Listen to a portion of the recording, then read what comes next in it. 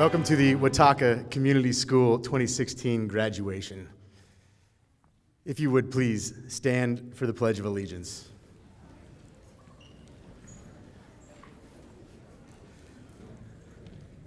I pledge allegiance to the flag of the United States of America and to the republic for which it stands, one nation, under God, indivisible, with liberty and justice for all.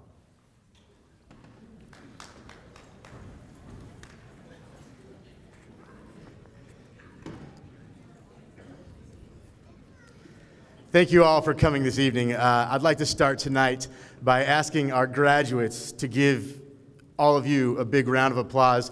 No one gets where they're at without the support of their friends and family, and that's certainly the same for us. So they couldn't be here tonight if it wasn't for you, so we're going to give you a big round of applause. Thank you very much.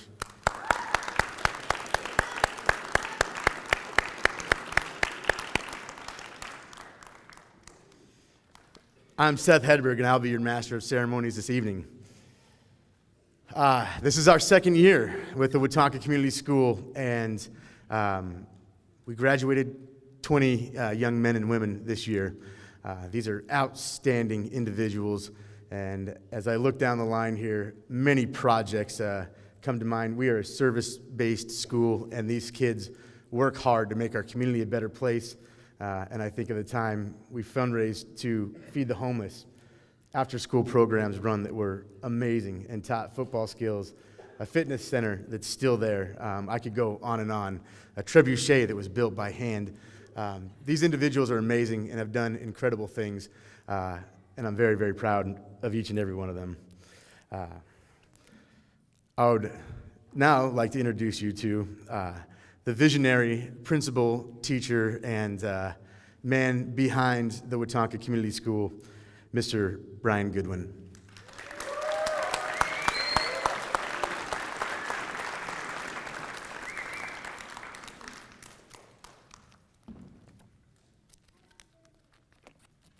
Just a second. I've got some notes. All right. No pressure? Thanks, Tua. I appreciate it. Okay. Actually, first off, and I apologize for the mix-up here, but we had to move our operation inside. First off, I think it's really fitting to have somebody else come up here and speak. Without her support, we all would not be here today, and these folks would not be here graduating today. And so, anyway, I'd like to have Mrs. Armstrong, our superintendent, come up first and have a few comments.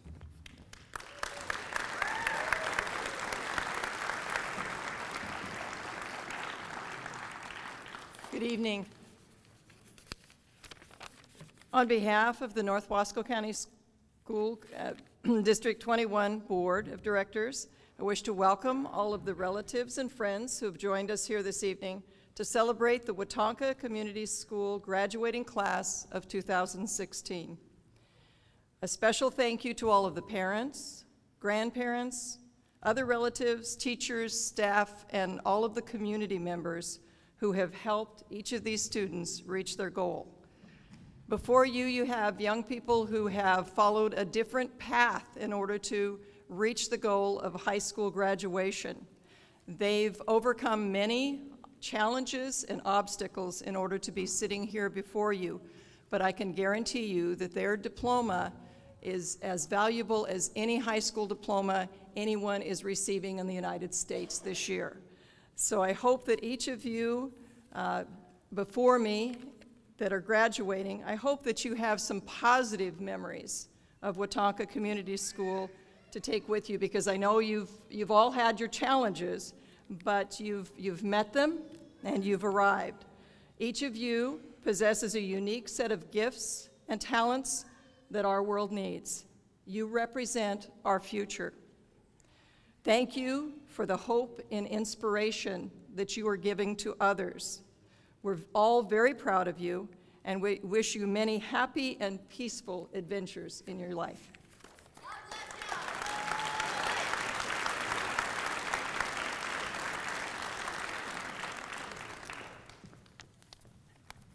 I should have known it was too good to be true when I approached Candy about 2 years ago and asked her if I could start the school, and she got a really wicked grin on her face. I should have known what I was in for. Thanks a lot. So I really struggled. Libby Robinson, our PTA president, she told me I was chosen to be the speaker, and so I told her that I had experience from Pilot Rock, Oregon, before I left, that students asked me to speak. And anyway, the topic of the speech there that I gave, I told her about, and she said, no, you can't talk about that kind of stuff in public. So anyway, Libby, I promise that I won't mention whatever that was. Okay. So I crumpled up my speech about 10 times in the last 2 weeks, and here it is.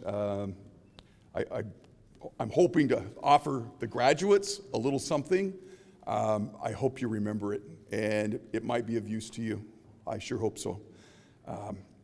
So I want to share with you 2 life paths that were taught to me by Master Sergeant Jack Cantrell. He was a Vietnam vet. He taught us at Eastern Oregon State College back in the late 80s. He was highly decorated combat veteran. He was part of 8 teams that went to Vietnam and trained the South Vietnamese people, the villagers, how to fight the Viet Cong and the North Vietnamese Army. He did several tours there and grew up hunting and fishing and probably doing a lot of fighting in North Carolina. So he is the most terrifying and yet also the most gracious person I've ever met in my life. When I mention his name, I still get afraid and want to hit the fetal position. He was a man that, even though he did not have the rank, could take an officer, be it a major or a colonel, and tell them what they'd done wrong in front of people and make them wish like they were never born. But at the same time, he would take care of people like a mother hen. He called me his red-headed stepchild. I used to have hair before all of you. And so he kind of liked me, but it wasn't good to be liked by Master Sergeant Cantrell. He made my life hell for 4 years. When our unit showed up to Fort Lewis, he told me he'd be waiting for me, and he was. He was up there to do training with the other master sergeants and majors.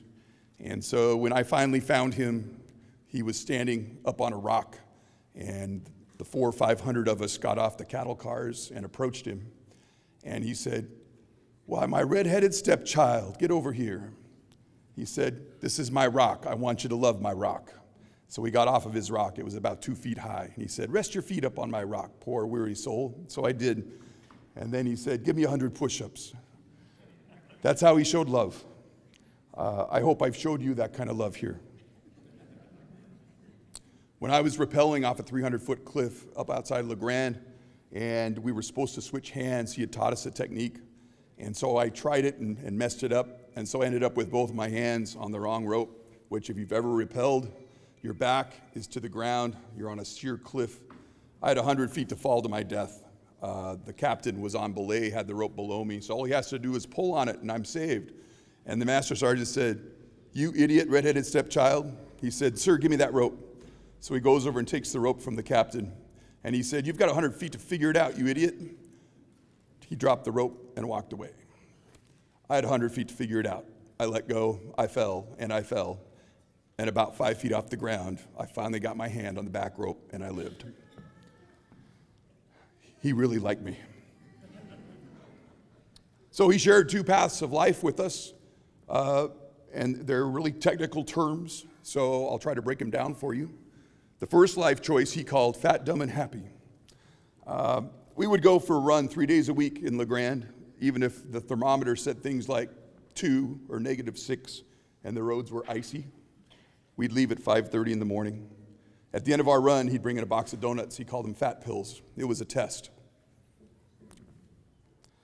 I watched as he broke cadets over 4 years, and the one that sticks out most to me, we had a cadet that was really uncertain of herself. She was a nice person, but she didn't do her homework. She didn't do her studying. She didn't keep up with things. She didn't work hard. She didn't keep up her end. And one day out in the forest, she's in charge of 30 of us, and the artillery simulators are going off all around. And she says, 12 o'clock, 300 meters, right? Because in a war, if it's a real deal, you're supposed to run and get out where those artillery shells are coming in to save your people. So we start running with all our gear. And Master Sergeant Cantrell says, "What, are you sure?" She doubts herself. 6 o'clock, 500 meters. Half the platoon takes off running the opposite direction. He says again, "Are you sure? 7 o'clock, 600 meters." This happens about 6 times. The platoon is split into about 10 parts scattered all over the forest. 2 hours later, we get back together. The cadet hit the fetal position, literally. That's what a baby's in when they're born. She didn't have the right stuff. She didn't prepare. She didn't work hard. She didn't keep up her end of the bargain. The master sergeant knew that he had to weed her out of our ROTC battalion, or else she'd go to combat and get people killed. I hope you never have to go to combat and make those kind of choices. But you're going to make these kind of life choices every day. Lifestyle number 2, lean, smart, and sad. Again, this is no reference to body weight. It has nothing to do with how much you weigh or how fit you are. And the sad part is true.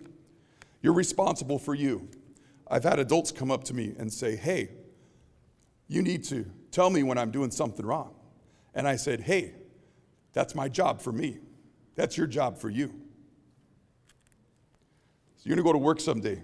You might work for a big company, you might work for a small company, and every day there's going to be things that will come up in your work, and you'll have to make choices. Do you treat the customer right? Are you honest?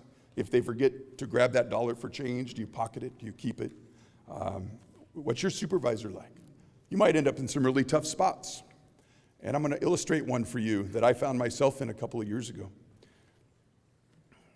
An order came from the 3rd Corps Support Command, and we were on Balad Air Base in Iraq. We had a giant burn pit, which is where all the garbage was burned for our base, because we couldn't go off the base with it because we might get attacked. And so this burn pit was probably the size of this whole Wahtonka campus for a city of about the size of the Dalles, which was our military base. The garbage burned day and night, and it smoldered and smoked. The Iraqi economy fell apart, and so the people didn't have much to eat. They had no money, they had no jobs. The men knew if they crawled or over or under the wire, they'd get shot. So they sent their kids. 4-year-olds, 5-year-olds, 6-year-olds. We have some of those here today. The order came out from the 3rd COSCOM that these should be considered enemy combatants and that we should shoot them. Several officers, including myself, said, "Not going to do it." Soon, some officers communicated up above the heads of the 1-star general who gave the order, and luckily, it was rescinded. They risked their careers. In a time of war, to do that to your commanding officer, you can end up in prison in Fort Leavenworth. They risked their careers to do the right thing. They're my heroes. Someday you may find yourself in that spot. One of you might decide to join the Navy. Could happen. Our country, in its war on terror, under both administrations, has not only allowed but continues to torture prisoners. Someday you may be asked to torture prisoners. What are you going to do? I think I know.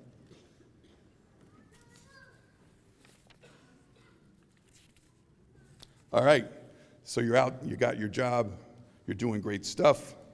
Here's some advice, and I know what advice is worth, but this is from me in my life, and it's been pretty blessed. About 20 years ago, my wife told me we were done with the television. We unplugged it. We haven't plugged it back in since. It's been the best 20 years of my life.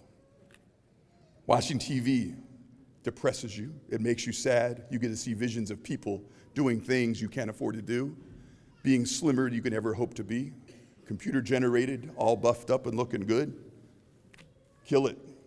It's not your friend, I guarantee you. It's been the best 20 years of my life. When you get home from work, you might be married, might have a spouse, might have a kid. Do your homework. Make your house peaceful, loving, and safe. If you do, your babies will grow up healthy, happy, and strong. Read to your kid every day, a couple hours. Only positive words, hugs, lots of hugs. Their well-being goes ahead of yours, no matter what. That means no designer clothes, no new cars, no vacations to Hawaii. That means you work and you sweat, and in 18 years, they're going to be right here. And you cry tears of joy because you've done a good job. I would hope that you work only as hard as you need to and no more. There's a lot of people out here working 2 jobs to put you through high school, to put a roof over your head. I hope you only have to work 1. If you can be home with your children and your partner, it gives you better odds to have a happy, healthy life. You can never get more time back. You can always make more money. You can't make more time. Be owned by fewer things. The less you have, the happier you are. It's proven. Clothes, cars, jewelry, hair. I'm happy, look at me. Right? I think the things that make us happy are helping other people and having a sense of worth and doing a good job. And all of you have done that, and we've seen that. And I think you're happy. I'll tell you right now, money doesn't make you happy. I've seen people, right? I've seen my fellow officers, some of them in Iraq, who were given $250,000 a year jobs from contracting companies. And they're not happy now. And most of the rest that didn't take those jobs are pretty darn happy. They went back to be plumbers and electricians and teachers. They're happy. They're poor, but they're happy. Try to be in small groups. Small groups are good. Big groups, not so good. Groups of 3 and 4 and 5, like family size units. That's the best. When you get to a group of 50 like we had, think about how many days the library got picked up when we asked you to do it. If I asked you to pick up the table where you and your partners were, that usually got cleaned. When it gets too big, things start breaking down a little bit, just because there's so many people involved. Don't worry about how many friends you have on Facebook. Worry about how many friends that you have FaceTime with, face-to-face. I got to throw this in because it hit me like a freight train last week. We watched the Sugar movie, and I was always like, oh, sugar, yeah, okay, whatever. So I got to tell you guys this. Sugar is a killer. It's in everything you eat. It's in everything in the grocery store aisle. Read your labels. I found out it causes depression, it causes obesity, it causes heart disease, it'll kill your liver. It is as addictive as cocaine. And most of us eat 40 teaspoons of it a day in America. We are killing ourselves. You have time to reverse that. And so then as we shovel this sugar into our bodies unknowingly, because it's been put in our foods, right? We didn't know this the last 30, 40, 50 years. And as Americans, we're getting bigger. Me too. So now we're lazy, right? Because we're bigger. Or so they want us to believe. So then we need to go out and get diet pills and go on an exercise program and get a gym membership. And then we need to go get a shrink because we're depressed. And then we need to go get some pills from the doctor because we're ill. And then some more pills because those pills cause us to be more depressed and ill. I challenge you, watch what you're eating. Look at the labels. If you do that and nothing more and get 8 hours of sleep a night and are kind, you'll have a good life. I guarantee it. All right, we have an exercise here. I'm going to wrap up because I hate speeches. I'm going to model 3 things for you. I hope that you'll remember them. I think you will. All right, first, and I'm going to model this, right, because you're still in school. I want you to find somebody you've been angry with now or in the past in this room. And I want you to tell them that you forgive them and to mean it. So I'm going to start. Mrs. Armstrong? Do you remember that one time when we got a new business officer and I had that nice corner office with windows and you asked me, would you be willing to move next door to that windowless office? And I did. I forgive you.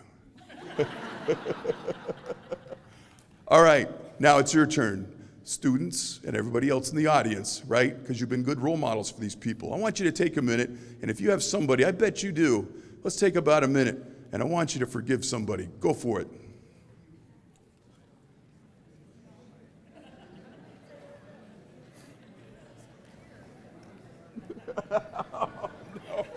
No. So, Mr. Goodwin, I forgive you for putting me up here in front of all of these people and telling that story. Okay. But I do forgive you. Thank you. All right, thank you.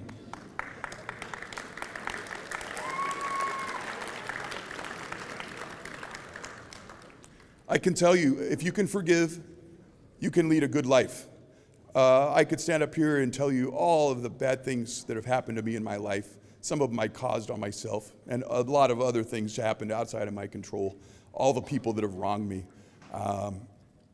If I could put that all in a bucket, I'd like to just dump it out and let it run away on the floor. Either that, or you can fill up your bucket and you can carry it. Let me know how that works for you. If you can forgive, if you can let it go. Most of the time, it's just a misunderstanding. Sometimes there are mean people out there, but if you can let things go and forgive people, you are a huge person. Here's the next thing. So next, and I'm going to model this one too, I want you to tell somebody next to you what you're thankful for in your life. So, Mrs. Armstrong, I'm thankful for your support of me for the last 17 years, this school and the students, and putting up with so much stuff every day in your job to do what's right. So I want to thank you for that. Okay. All right, your turn, everybody. I want you to thank somebody next to you. Tell them what you're thankful for.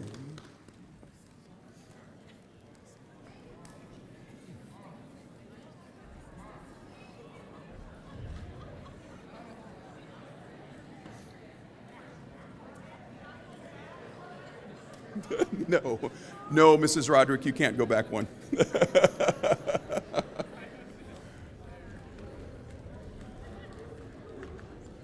Okay, we've got one more, people. Finally, students, I had one of you come up to me today and they told me, well, I really want to be a doctor, but I'm not smart enough. And I was a little bit unprofessional in my response. It included some words that I probably shouldn't say. But I said, are you kidding? I said, you're weak sauce. You're smart. You wanted this all your life. If you don't do it, that's your fault, nobody else's. So buck up, little camper, and get it done. So lastly, I want you to tell somebody next to you what it is that you're going to do starting today with your life that's amazing. So I'm going to model this again. Our school, within 3 to 4 years, is going to have a farm. And I want at least 5 to 10 acres. I want a fish pond. I want a miniature train. I want horses, cows, pigs, chickens, and a greenhouse. And I want our students to work that farm, and it's going to happen. So I want you to tell and share somebody with what you're going to do amazing. Do it right now, all of you, with your life, and you're going to start working on it today. You got a minute. Go.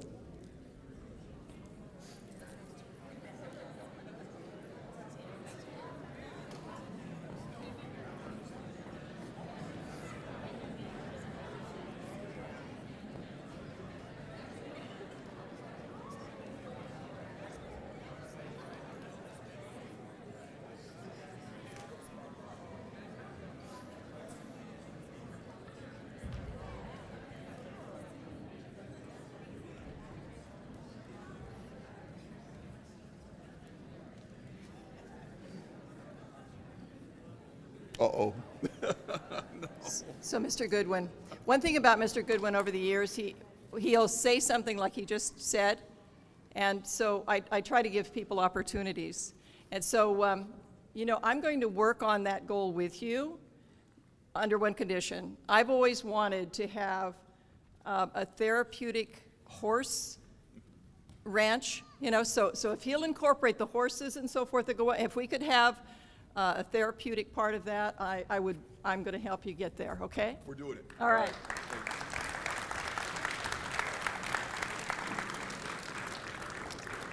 All right, so 3 things. Every day, forgive. Be thankful for what you have. And dream big and make it happen. So a few of our students had a project where they had to come up with their all-zombie apocalypse team, like their weapons expert and their medic, and it was really pretty cool. And if I had to be in a zombie apocalypse, I'd want all of these people right here. They've got mad skills. They're brave, they're fierce, they're courageous. These would be my people right here. You guys have blessed my life every day by coming in here, serving our community, helping each other, and just being you. I am really humbled to get to know all of you. So you're responsible for one thing. You, that's it. The rest of your life, I'll be watching you. When we meet, I will look into your eyes and I will know what choices you have made, and you're responsible for those. So make me proud. All right, good luck.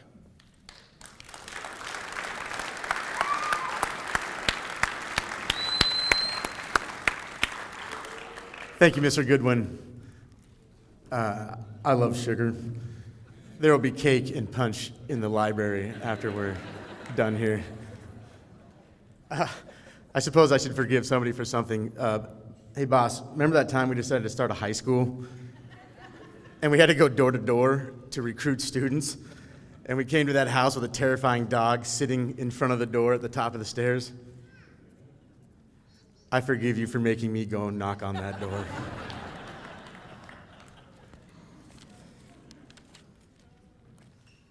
So, without further ado, let's get these brilliant young adults their diplomas.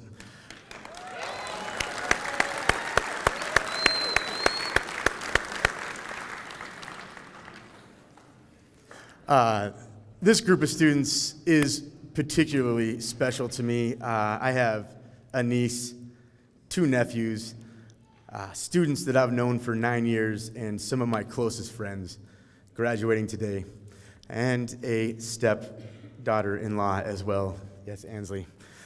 So if I shed a tear or two as I read names, please forgive me. But I'm going to bring up now, filling in for Carol Roderick, our board member, Lori McKenna. Did I say that right? That's right. Did I say your last name? Yep. Good. Candy Armstrong and Brian Goodwin, who will be helping hand out diplomas.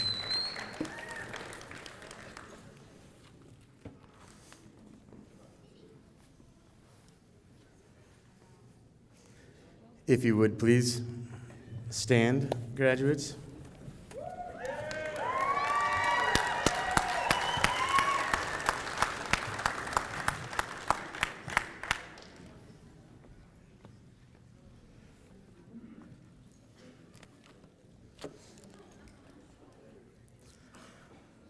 Joshua Bonifil.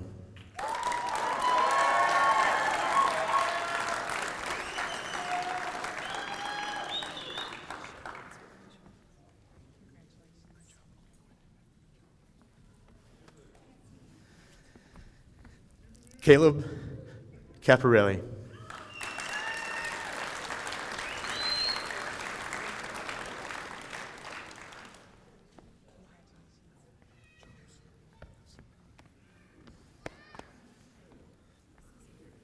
Justice Famasili.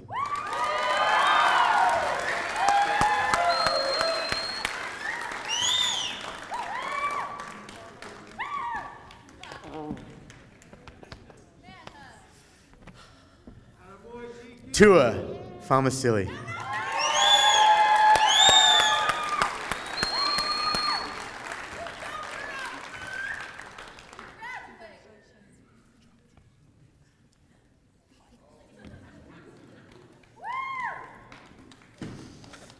Isaac Garcia.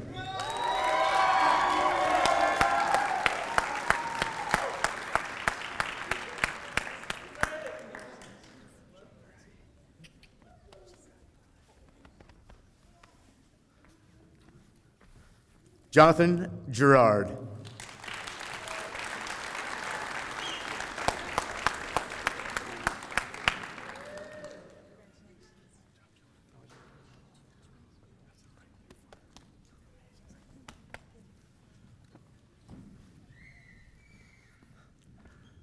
Alexis Kyleman.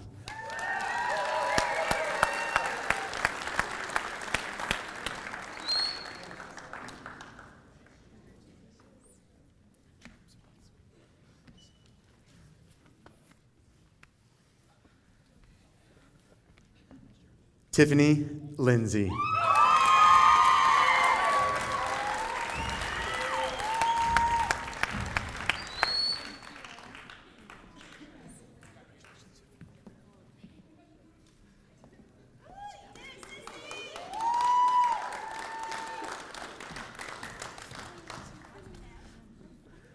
Talia Lopez.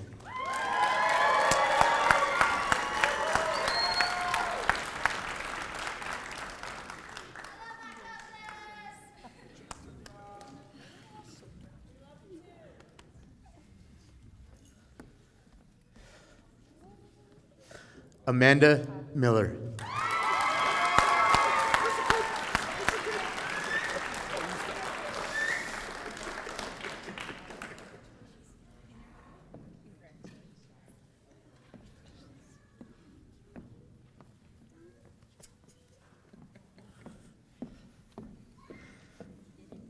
Allie Morris.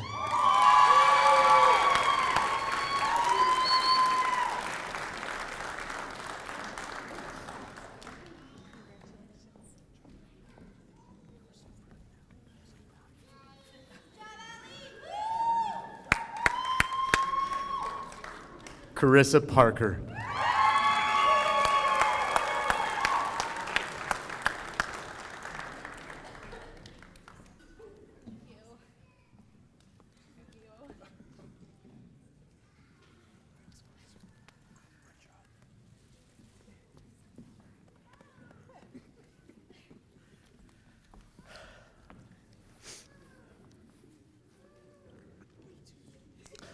Riley Robinson.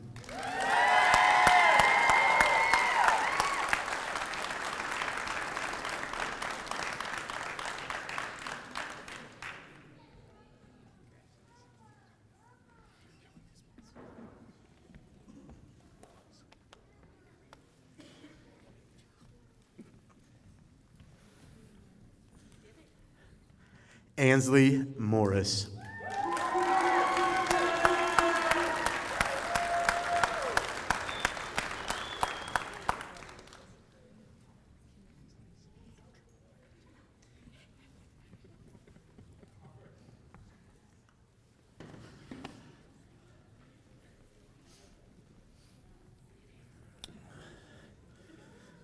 Sam the Man Tyler.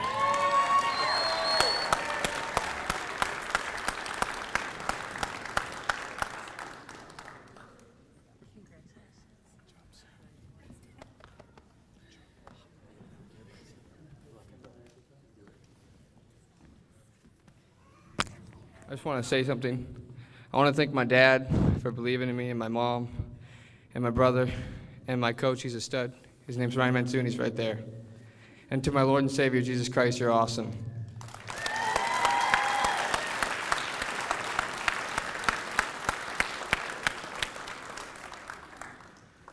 Layden Warner.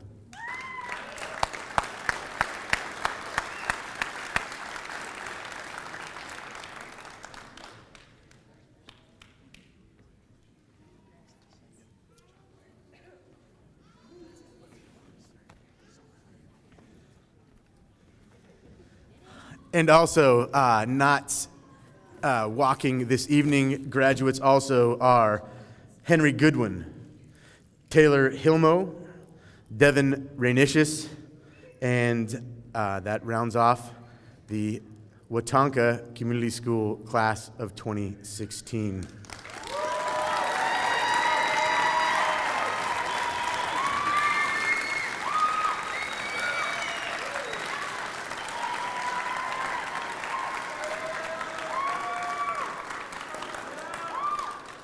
I suppose I should make a few closing comments, but really all I can think about is the cake.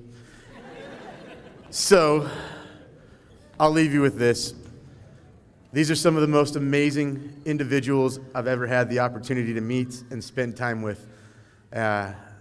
They've changed this town already, and they're going to go forth and change the world. I love them all, and I'm very proud of them. Without further ado, I present to you the graduating class of 2016 from the Wahtonka Community School.